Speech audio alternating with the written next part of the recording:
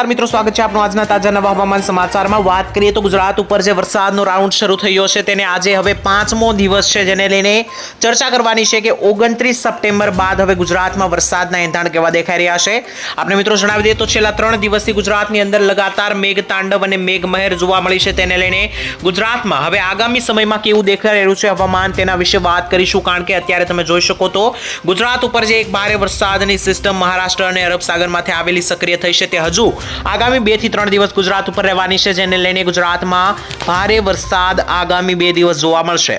તેની સાથે મિત્રો બીજી સિસ્ટમો વિશે વાત કરીએ તો આપ જોઈ શકો ઉત્તર પ્રદેશ અને નેપાળ લાગુ વિસ્તારોની અંદર એક મોટી વરસાદની સિસ્ટમ સક્રિય થતા ભારે વરસાદની ગતિવિધિ એક્ટિવેટ થઈ છે, જેને લઈને મિત્રો બંગાળની ખાડી ફરી એકવાર સક્રિય થઈ છે। અને આપ જોઈ શકો મિત્રો કે અત્યારે મિત્રો આજે મોટી સિસ્ટમ બંગાળની ખાડી સુધીમાં એક્ટિવેટ થઈ છે, તે અત્યારે મધ્ય ભારત સુધી પહોંચી ગઈ છે અને તેના અવશેષો જે છે તે મિત્રો મધ્ય પ્રદેશના ભોપાલ લાગુ વિસ્તારો સુધી પહોંચી રહ્યા છે, જેને લઈને મિત્રો તેનો આ પૂછડીયો ભાગ જો ગુજરાતને અડશે તો ગુજરાતમાં એક નવો વરસાદનો રાઉન્ડ શરૂ થઈ શકે તેવી આગાહી છે। તેના વિશે ડિટેલમાં ચર્ચા કરવાની છે આપણે આજના વિડીયોની અંદર। તમને મિત્રો જણાવી દઈએ તો આ વિડીયોની અંદર ખાસ કરીને આપણે માહિતી મેળવીશું તો ગુજરાતમાં હાલ અત્યારે આજે કયા કયા વિસ્તારમાં વરસાદની આગાહી છે 24 કલાક દરમિયાન તેની માહિતી આપણે મેળવીશું અને ત્યારબાદ મિત્રો આપણે જાણીશું કે ગુજરાતમાં આગામી 3 દિવસ સુધી ગુજરાતના કયા કયા ભાગમાં ભારે વરસાદ નોંધાઈ શકે તેના વિશે આપણે માહિતી જે છે મિત્રો મેળવવાના છે આ વિડીયોની અંદર। તો વિડીયોને અંત સુધી નિહાળતા રહેજો, જેથી કરીને હવામાનને લગતા દરેક સાચા અને સચોટ સમાચાર તમને મળી જાય। તેની સાથે મિત્રો તમને જણાવી દઉં તો અંબાલાલ પટેલ અને પરેશ ગોસ્વામી દ્વારા કેટલીક ભયાનક આગાહી કરી દેવામાં આવી છે ઓક્ટોબર મહિનાને લઈને, તેના વિશે પણ જાણીશું આ વિડીયોમાં આગળ। શરૂઆત મિત્રો કરીએ કે ગુજરાતમાં અત્યારે હાલ શું દેખાઈ રહ્યું છે, વાતાવરણ કેવું દેખાઈ રહ્યું છે। તો મિત્રો ગુજરાત ઉપર અત્યારે એક પ્રોપર વરસાદની સિસ્ટમ એક્ટિવેટ થયેલી છે, જે અમદાવાદથી અત્યારે મિત્રો આસપાસના વિસ્તારો સુધી પહોંચી ગઈ છે અને મહારાષ્ટ્રના ભાગોથી મિત્રો આ સિસ્ટમ આવેલી હતી, અરબ સાગરના ભાગોથી આવેલી હતી અને અત્યારે આ વરસાદની સિસ્ટમ ગુજરાત ઉપર હજુ એક્ટિવેટ થયેલી જોવા મળી રહી છે, જે હજુ 2 દિવસ એટલે કે 1 ઓક્ટોબર સુધી ગુજરાતમાં જ રહેવાની છે, જેને લઈને ગુજરાતમાં ભારેથી લઈને અતિ ભારે મેઘ તાંડવ થતું તમને જોવા મળવાનું છે। વિગતમાં મિત્રો વાત કરવાની છે તેના વિશે આગળ, પરંતુ બીજી મિત્રો એક સિસ્ટમ જે છે તે બંગાળની ખાડીથી આગળ વધીને અત્યારે મધ્યપ્રદેશ ઉત્તર પ્રદેશ લાગુ વિસ્તારોમાં સક્રિય બની છે અને તેના પણ અવશેષો જે છે તે મિત્રો જોઈ શકો કે ગુજરાત સુધી લગાતાર વિસ્તરાય રહ્યા છે, તેને લઈને આ વરસાદનો રાઉન્ડ ખાસ કરીને પરેશ ગોસ્વામી અંબાલાલ દ્વારા એક આગાહી કરી દેવામાં આવી છે કે ઓક્ટોબર મહિનામાં પણ મંડાણીયા ઝાપટા શરૂ રહેશે। તેનું મુખ્ય કારણ મિત્રો એ છે કે અત્યારે ઉત્તર પ્રદેશ લાગુ વિસ્તારોની અંદર જે આ વરસાદની સિસ્ટમ એક્ટિવેટ થઈ છે, જો તે લંબાઈને ભારત ગુજરાત તરફ આગળ વધશે તો ખાસ કરીને ગુજરાતમાં જે છે તે ભારે વરસાદ નોંધાય તેવી હવામાન ખાતાની અપડેટ જે છે તે મિત્રો હાલ અત્યારે દેખાઈ રહી છે। હવે મિત્રો વાત કરી લઈએ કે આજે ગુજરાતમાં 24 કલાક સવારથી સાંજ સુધીમાં કયા કયા વિસ્તારોમાં કેટલો વરસાદ નોંધાશે।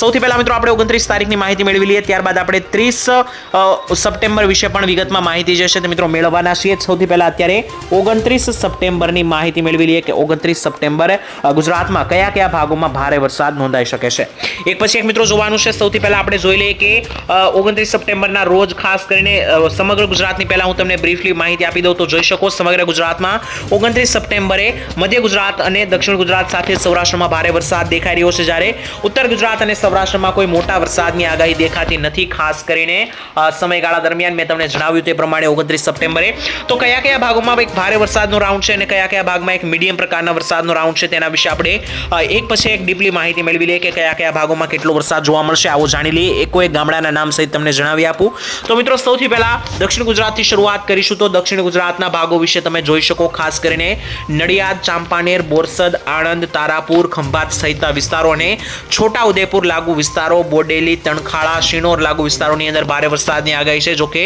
નીચેના જે વિસ્તારો છે જેમ કે રાજપીપળા, ભરૂચ, અમોદ, દહેજ, સુરત લાગુ વિસ્તારો, વ્યારા, નવાપુર, વલસાડ અને નવસારી લાગુના જેટલા પણ દક્ષિણ ગુજરાતના વિસ્તારો છે તો આ દરેક ભાગોની અંદર ભારેથી લઈને અતિ ભારે વરસાદનો એક જળબંબાકારનો રાઉન્ડ જોવા મળી શકે તેવી હવામાન ખાતાની નવી આગાહી અને નવી અપડેટ સામે આવી છે।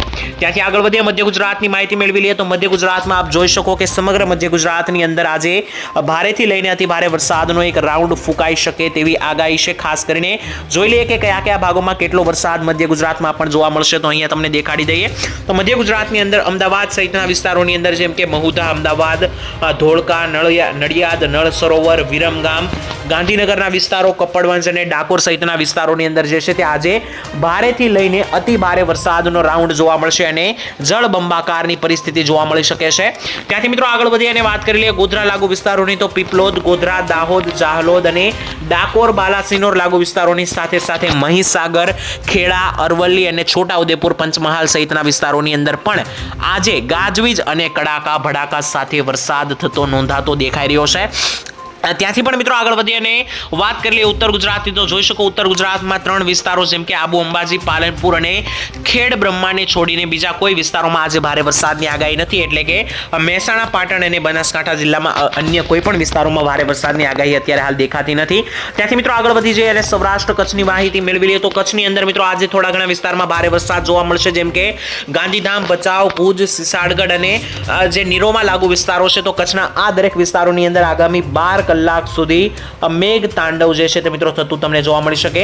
ત્યારબાદ સૌરાષ્ટ્ર તરફ આગળ વધીએ તો સૌરાષ્ટ્રમાં મિત્રો તમે જોઈ શકો સૌરાષ્ટ્રના 95% ભાગોની અંદર ભારે વરસાદ થતો દેખાઈ રહ્યો છે અને આજે સૌરાષ્ટ્રના એક ગામડાની અંદર જે છે તે મિત્રો આજે એક ભારે વરસાદની સિસ્ટમ એક્ટિવેટ થઈ છે, જેને લઈને સમગ્ર સૌરાષ્ટ્રની અંદર હાલ મિત્રો અત્યારે જોઈ શકો કે ભારે વરસાદ દેખાઈ રહ્યો છે. તેમાં પણ મિત્રો એક પછી એક જોઈ લઈએ. ખાસ કરીને શરૂઆત ભાવનગરથી કરીએ તો જોઈ શકો ભાવનગર લાગુ વિસ્તારોની અંદર ભાવનગર, સિંહોર, વલભીપુર લાગુ વિસ્તારો, પાલીતાણાના વિસ્તારો, તળાજા અને ભાલ પંથકની અંદર ભારેથી અતિ ભારે વરસાદની આગાહી છે. જ્યારે અમરેલી જિલ્લામાં જોઈ લે તો અમરેલીની અંદર પણ બાબરા, લાઠી, દામનગર, કુકાવાવ, બગસરા, ગારિયાધાર, તેની સાથે સાથે સાવરકુંડલા, દેવરાજ્યા લાગુ વિસ્તારોની અંદર ભારે વરસાદ દેખાઈ રહ્યો છે. તેની સાથે ખાંભા અને ધારી લાગુ વિસ્તારોમાં પણ મધ્યમથી ભારે વરસાદ નોંધાઈ શકે.